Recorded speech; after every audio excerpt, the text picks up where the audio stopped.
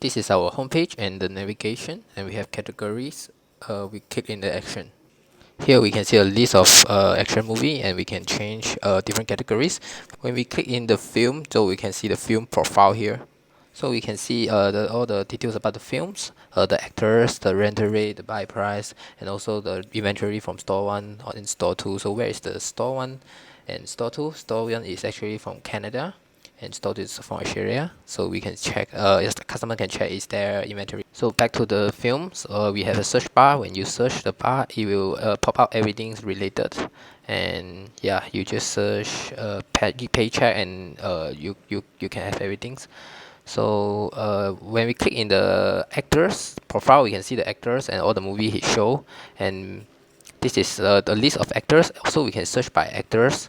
And let's say I want Michelle Burning pop up, and this is a list of movie he showed. So this basically all the client need. We design a system for staff login as well. So now we log in the system. It is a staff system pop up, so we can use only when we log in. So this is a list of customer we are showing here. We can sort it by store 1 or by store 2. Then we can key in new customer, assume that a new customer is coming in. So we key in, we can key in all the details about the customer. So make sure all the value you key in is valid, so it can insert into our database, because our database has the type to follow. So when we can key in, so the city, you must make sure you key in a valid city, because we have a default city as well. Here we have an invalid email, so we cannot insert. So we insert a valid email for him, for the system, so it can track, so we can see insert successfully. Now back to our customer list. So when we scroll all the way down to the latest, we can see Chong Ki-leong is successfully insert, and we can see all the profile, all the details about him is correctly placed. So when we click the customer name, the customer profile will show up about all the details about him. Most importantly, we imported the rent history he previously had, so we can see is he returned anything. So we also can update the profile. So when you click in, you can see all the default value already key in. So all we have to do is update it. So now we update it from 0 to 1. Let's say the 0 I change to 1. I submit it. Okay, take some time to load. So we reload it. Okay, so we can see the phone number is updated now. We also have a function of renting a new thing. So I click new rent. So all I have to do is key in the inventory ID that I need to rent. The customer need to rent. So here I key in 1 2 3 4, and okay. We can see the new rent ID and the inventory ID we just click in. So when we click in the inventory, we can see all the details about the inventory. This is a new rental just created by me, because I'm using the staff account of Lo Cheng Kai, so it show up automatically. So the return date is empty. We can also click the rental to see all the details about the rental. We can see we haven't returned it yet. Actually, I'm recording this the next day, so I can show you the timestamp function we built in the database system. So we can see last time we rented the inventory. So the rental date actually built in inside, so we don't have to key in the rental date ourselves. So for the same function, we also can return it without explicitly key in the rental date, the return date. So when we click return and pay, it will ask the basic rental. It will say state that the rental rate is 0.99, any extra fee charge. So this is taken from the database. You don't have to key in yourself. It's implicitly print out the value. So here any extra fee charge, let's say I say 1, because here I'm late for a day, let's say. So I say I click OK. So we can see the return date is actually already built in inside, and also so we have returned it, and the payment is 1.99, it's not 0.99, because I charged $1 more for it. Okay, so we can go back to the inventory ID. Actually, the inventory ID, when I ran it, the available is 0. So when you return back, it will automatically set to 1 again based on my PHP programming update. So also, I consider the inventory may be broken. So I also set a function here, available. So what if inventory broken? When an inventory broken, we can just click this available, and we go to turn to 0. So when you turn to 0, the customer will see it in the film search. he will see that, oh, this film actually deducted by one, the inventory deducted by one. So he may know that, oh, this inventory has no inventory or reduced one inventory for this store. We set it back to one because it's not broken.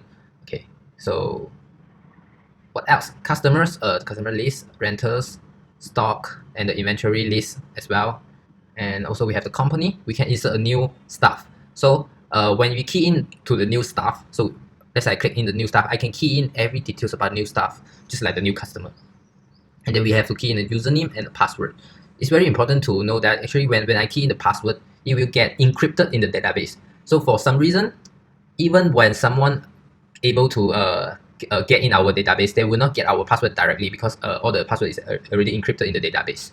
So actually my profile itself is key in by this new stuff. Okay, so how about new films?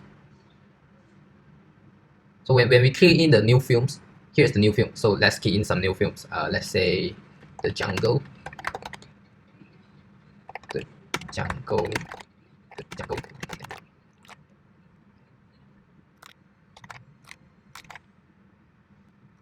And here we have I have studied it because like let's say I want Adam Hopper, but there's a small bug here is that I only can add one by one, but because the suggestion auto fill is not very good built here, so I want Bert Posey and I add once and I get Woody Jolly, let's say Woody Jolly Hoffman.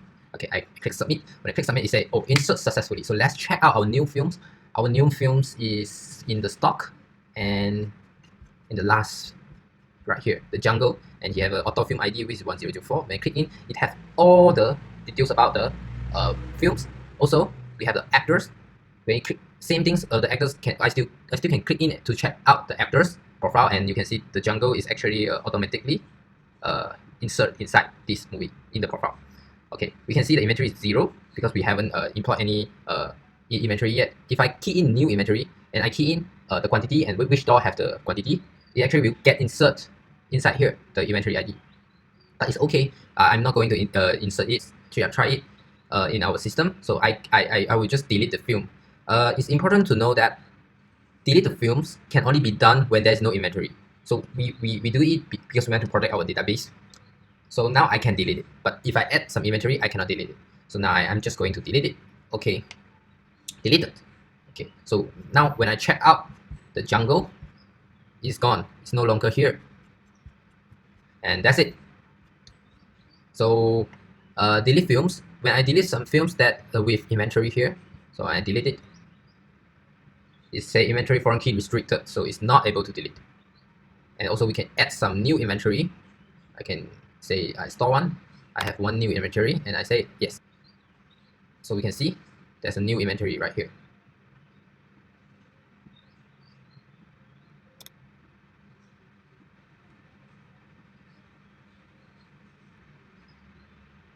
So you can see there's a lot of inventory right here.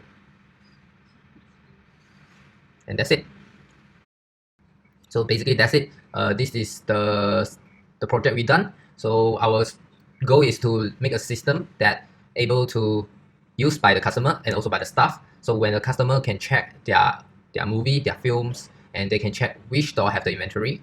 And also our staff can rent out the inventory, rent out the films. Our staff can return it and do a payment when it get returned. Our staff can insert the new films also